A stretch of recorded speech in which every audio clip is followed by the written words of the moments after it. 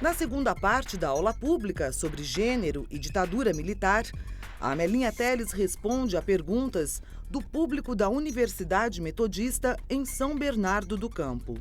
Eu conheço alguma coisa da sua história e eu queria que você falasse alguma coisa a respeito do livro que você escreveu com a Rosalina, falando dessa trajetória da militância de esquerda e as dificuldades que você encontrou para prosseguir dentro do próprio partido, né, do PCdoB, naquela época, e o que acabou culminando com a sua saída em 87. Eu fiz, junto com a Rosalina Santa Cruz Leite, da guerrilha à imprensa feminista, a construção do feminismo pós-luta armada de 1975 a 1980. O ano de 1975 foi um ano internacional da mulher e nós aproveitamos, nós, ex-presas políticas, para mostrar o nosso feminismo, que ainda era pouco discutido e pouco reconhecido de um modo geral. E eu queria saber, você falou que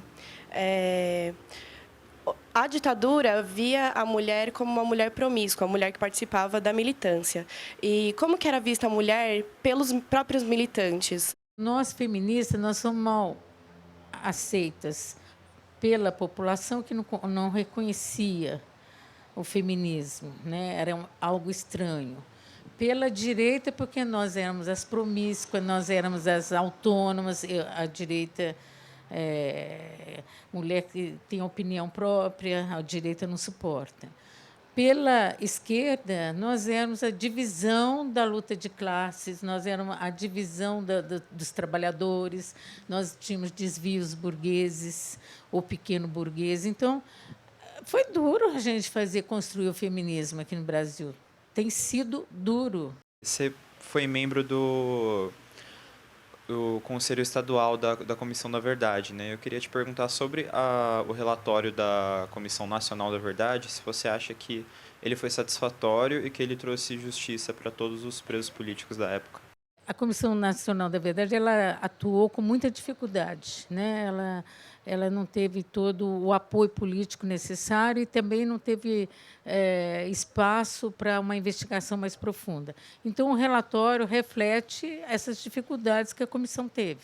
De qualquer forma, eu entendo assim, como eu já falei, é um documento oficial, reconhece alguns avanços, sim, tem uma plataforma lá de 29 reivindicações ou recomendações que são fundamentais para a nossa luta atual, né?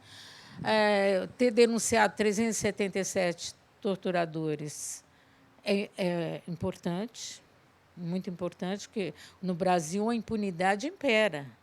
O Brasil é o país da impunidade. Você vai lá na Argentina, lá tem mais de 700 militares sendo processados e tem pelo menos 250 condenados à prisão perpétua, enfim, a penas longas, muito longas ou permanentes.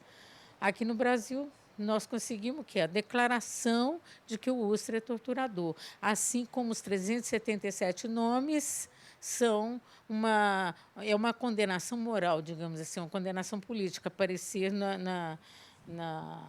no relatório, né? Agora, em relação às mulheres, eu acho que ficou muito aquém. Muito aquém. Eu acho que nós aqui temos uma dificuldade de reconhecer a importância e a participação das mulheres, né? Quer dizer, houve muitos depoimentos de mulheres que não foram sequer constaram no relatório, as denúncias feitas, né? O relatório ficou preso a pequenas denúncias e, muitas vezes, eu estou falando daquele capítulo 10 que trata da questão da ditadura e gênero, do volume primeiro, né? Agora, nas outras, às vezes dispersos em outros capítulos, ou mesmo na história, em outros tomos ali do relatório, pode tratar de uma outra coisa, mas de uma forma dispersa. Eu acho que justiça, não. Justiça nem verdade, ainda deixa a desejar.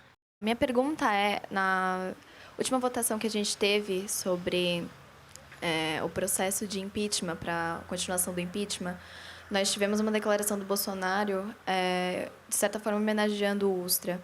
E eu queria saber qual foi o sentimento que você teve acerca disso, já que, como a senhora mesmo disse, a senhora luta para que ele seja reconhecido como torturador.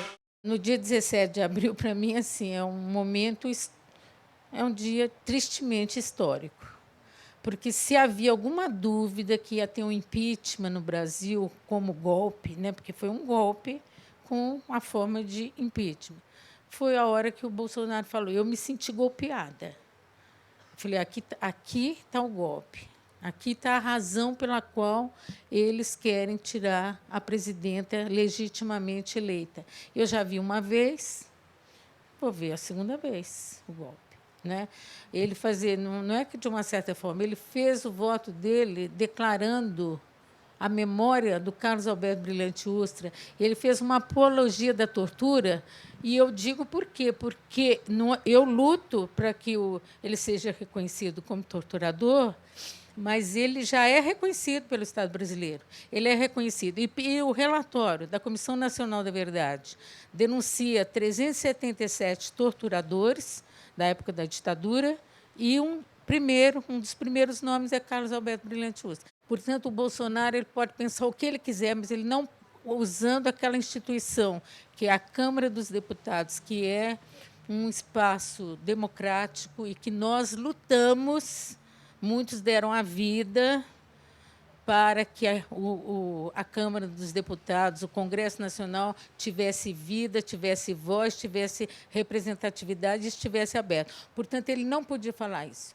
Eu me senti golpeada, com muita indignação, e eu acho que o Bolsonaro tem que ser cassado, não tem outra forma de tratar do assunto. Entendeu?